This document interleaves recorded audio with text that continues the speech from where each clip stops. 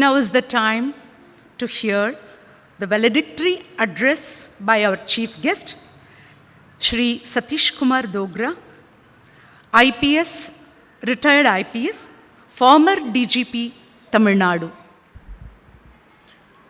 Dignitaries on the stage and dear friends, I want to take a presentation made by Dr. Anuradha Chaudhary as the starting point for my short address. She gave a detailed analysis of how yoga is being given different shapes, and much of the time very small elements are being pulled out, turned into independent systems, many of which may not have a very direct relationship with what we understand from yoga. So this situation has a positive as well as a negative angle. The negative angle is that a lot of junk may get created, and ultimately, in the midst of that junk, the real yoga may get lost. But the positive angle is that it popularizes yoga, and therefore, it keeps the idea of yoga alive for those among us who are really dedicated to pursue it in a systematic manner. I started meditating when I was 15, and the benefits I received from my practice were so huge and so monumental that I went deeper and deeper into it. I broke my head on the Yoga Sutras trying to understand the real meaning. I read Srimad Bhagavad Gita, and gradually, I was able to understand, that's what I believe. I believe that I understand 4 or 5 of very central sutras in Yoga Sutra. But what I understand is and realize is that yoga in its entirety is a complete system. After we are able to someday, hopefully, understand what is given in the Yoga Sutras and practice it, perhaps nothing more will be required by humanity. That's my belief. Because from just an understanding of 4 or 5 sutras, I have been able to benefit so much that it gives me the hope that a complete understanding of the sutras is going to give us entire knowledge that we require.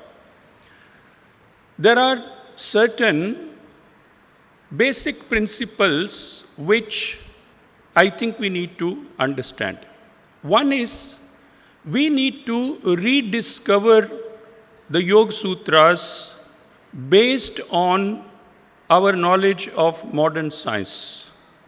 Because when I started trying to understand, when I started moving deeper into an understanding of Yoga Sutras, I found that there were 2 practices which helped me very, very fundamentally. One was when I was posted in Madurai, I used to visit the medical college there and spend a lot of time studying books on neurology.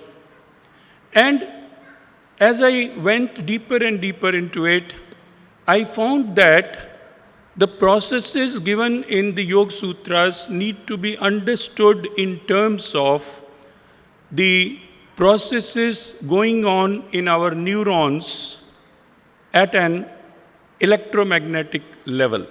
So once we start understanding those processes, we are able to get a better understanding of what Yoga Sutras say.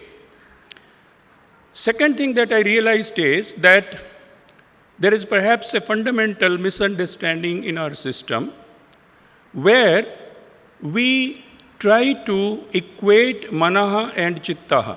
Chittaha, to my mind, is the processor of the manaha. Manaha is the total system all the processes, the sum total of all the processes of our nervous system is what we can call as manaha, which includes all the memory, all the emotions, all the flows of energy in different directions.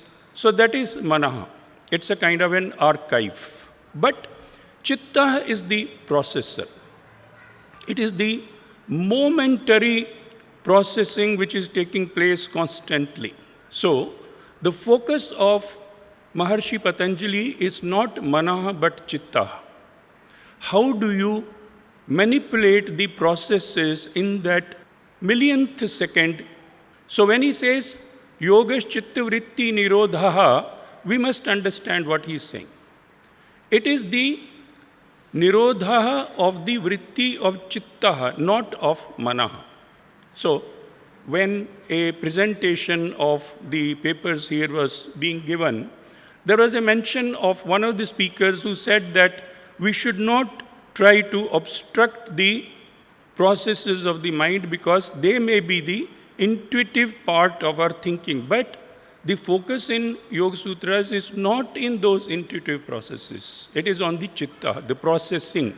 The intuition goes on. We don't try to control those emotions or those processes. What we are trying to do is to give sharpness to that small, minuscule moment.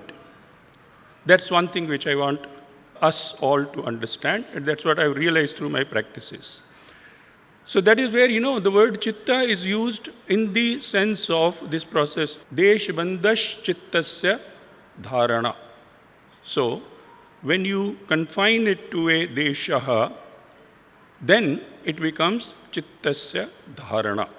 So the focus is on chittaha, not on manaha. This is one thing we need to understand. Another thing that I often tell people is, when we talk of yoga chitta vritti nirodha, we misunderstand it as we must stop the vrittis. First is, what is vritti? To my mind, vritti it comes from the word vrittaha, like a circle. So when energy is flowing, it produces cycles of energy.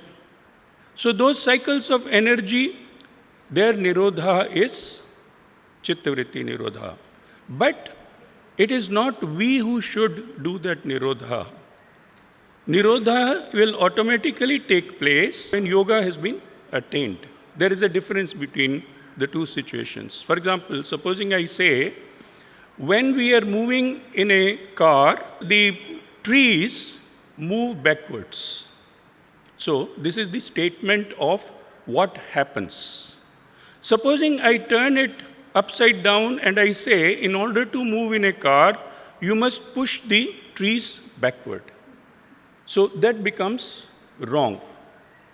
So when Maharshi says, yogash chittavritti nirodha, he is not telling you to do nirodha of the chittavritti. What he is saying is, when you are able to attain that stage of yoga, the vrittis will attain a state of nirodha. Why this becomes important is, because when you start struggling with your vrittis, you are in fact getting into a trap. You are not able to get into that focus of your chitta, which is the aim of the process. So, for example, I train students for civil service examination. I give them training for other purposes. So when they tell me I am not able to concentrate, how should I stop my diversions? So I tell them, if you keep focusing on diversions, you will never be able to focus. So what you need to do is to focus on the topic. For example, I suggest to them, read a paragraph, close your eyes, revise whatever you have read.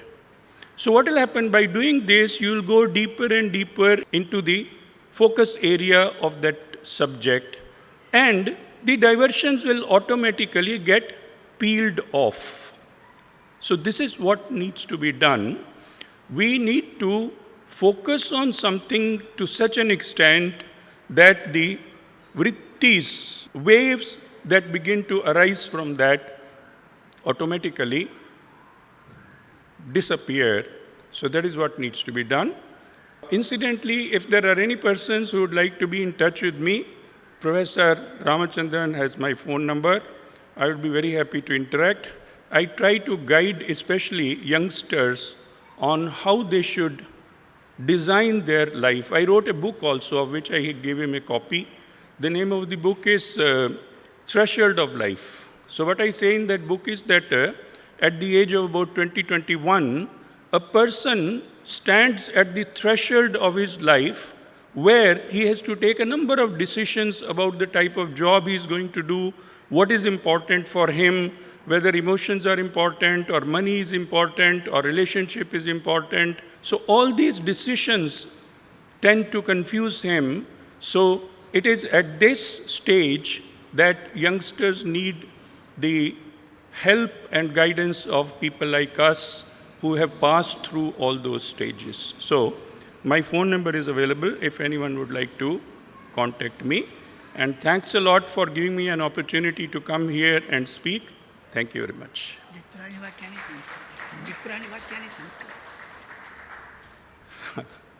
कानिचन वाक्यानि संस्कृते संभाषणीयम् इति professor अवदत्. संस्कृते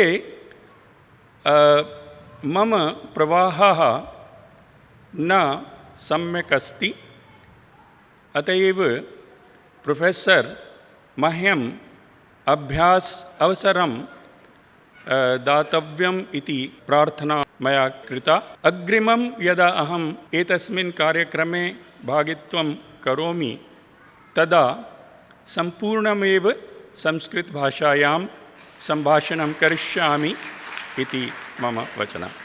धन्यवादः.